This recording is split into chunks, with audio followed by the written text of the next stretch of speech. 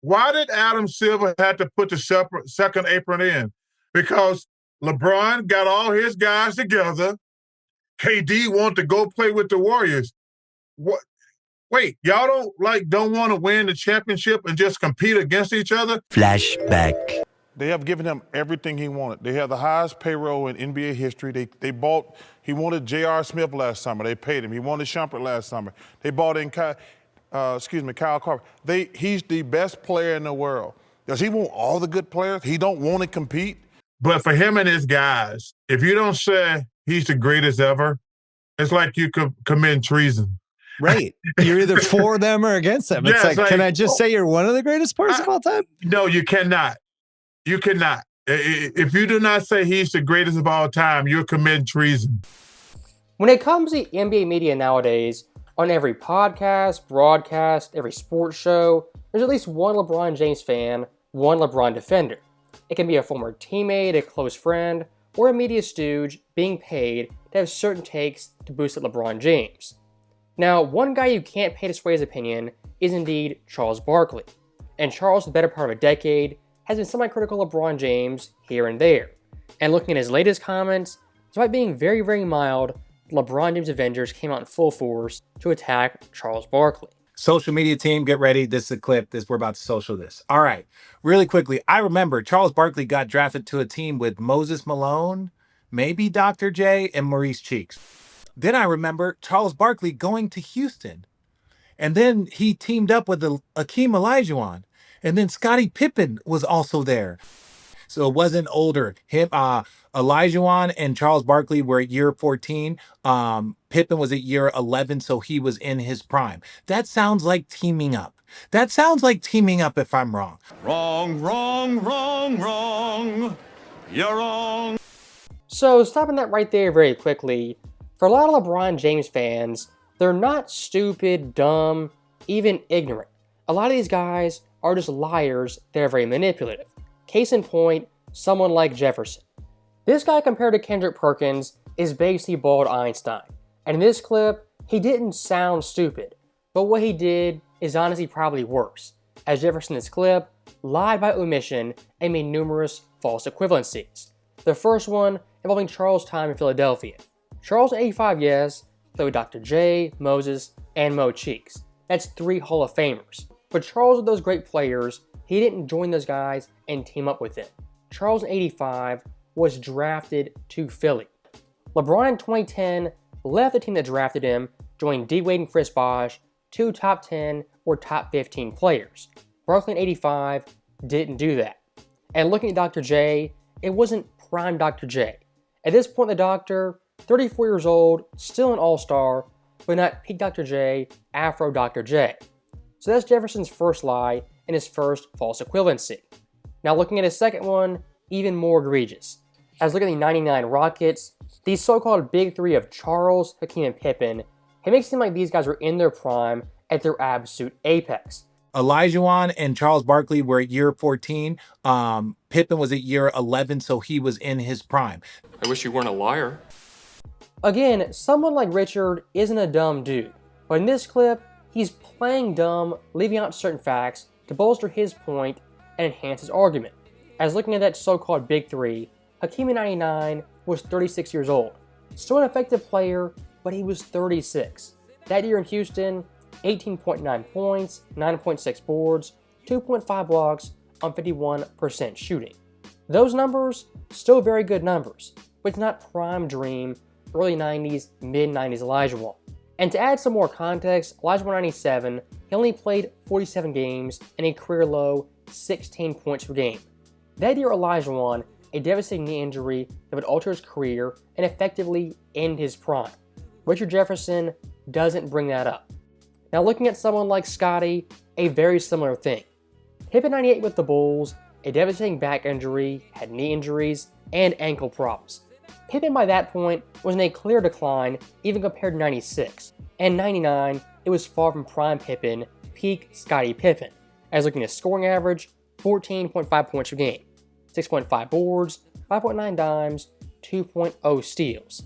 Scottie that year scoring-wise at 14.5 points per game, his lowest since 1989.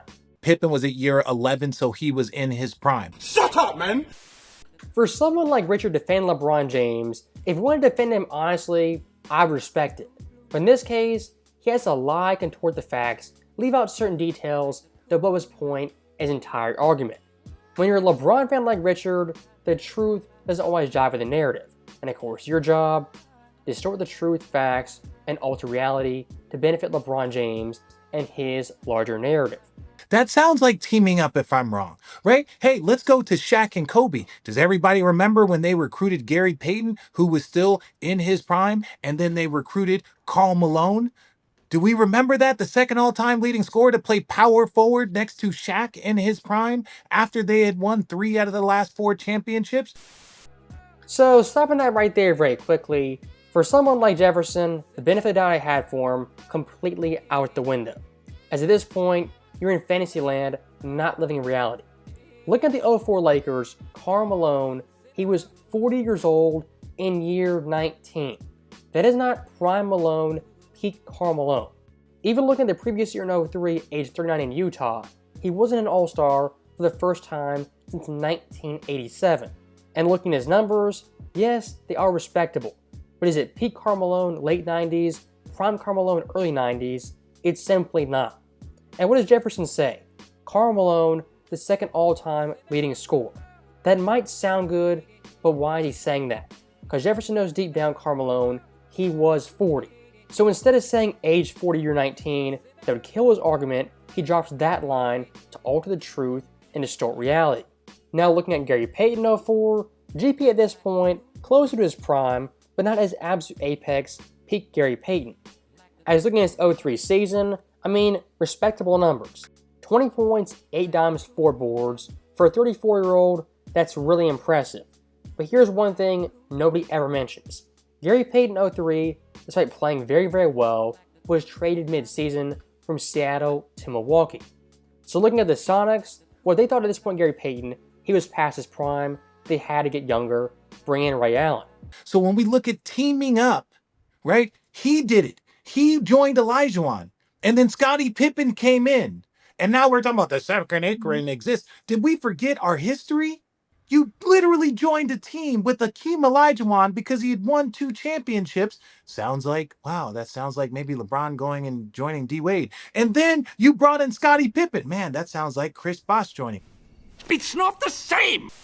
So stopping that clip right there very quickly, trying to equate Pippen, Olajuwon, and Barkley to Wade, Bosh, and LeBron, it's a foolish comparison. It's apples to oranges. And once again, the context of details Jefferson conveniently leaves out. As looking at 2010 Wade, age 28, top 5 in the MVP, top 10 DPOY, All-NBA first team, All-Defensive second team, and top 5 in scoring and steals. Chris Bosh, age 25, 12th MVP, an All-Star, top 10 in scoring, rebounds, offensive rebounds, and defensive rebounds. Those 2 guys right there, athletically, physically, skill-wise, at their absolute peak, under the age of 30 and under 10 years in the NBA. Guys like Pippen, Olajuwon, GP, and Malone were older NBA players along for the ride. Wade, Bosh, and LeBron James were 3 prime superstars teaming up on one team. I mean, look at their ages. Pippen 99, 34. Barkley 35. Olajuwon 36. The 04 Lakers, Kobe 25, his prime. Shaq 31, exiting his prime. Then GP 35, Malone 40. And look at the Heat. Bosh 25, LeBron 26, Wade 28. If you know how sports operate, just how life operates, someone in their mid-20s, that's their prime. Mid-30s, late 30s, you still might be effective, but not your absolute best like your mid-20s. That's the big time difference in these 3 comparisons. Why do we always make it seem like LeBron is the first person to ever join up in NBA history? The Celtics? Before Bron made his move, KG, Paul, and Ray joined up. Why are you the way that you are? So that right there is our last clip. The local village idiot Kendrick Perkins, of course, had to chime in, adding nothing of value. As looking at the 08 Celtics, despite Kendrick being on that team, his memory is a little bit hazy. The way Garnett got to Boston wasn't through collusion and teaming up. how KG got to Boston was through a trade. Ray Allen, the exact same thing a month prior. How that big three was constructed was via Danny Ainge. Not offseason collusion, summer collusion, saying, let's team up. For guys like Jefferson, Kendrick Perkins, even a Channing Frye, to defend LeBron James, they have to lie, distort the facts, leave out certain things to benefit their argument. The easier thing to do is simply tell the truth. But for LeBron James, the truth is an inconvenience. Prior to LeBron James' Big Three heat, we never seen three prime superstars, three top 10 players, all join forces. Yes, guys like Barkley and Pippen and Olajuwon, they join up here and there, guys at the end of their careers in their mid-late 30s. But three guys in their prime, prior to LeBron James, we'd simply never seen that. For LeBron fans, instead of lying, twisting the facts, just own it. As always, thank you guys for watching, hope you enjoyed it. I'll see you next time.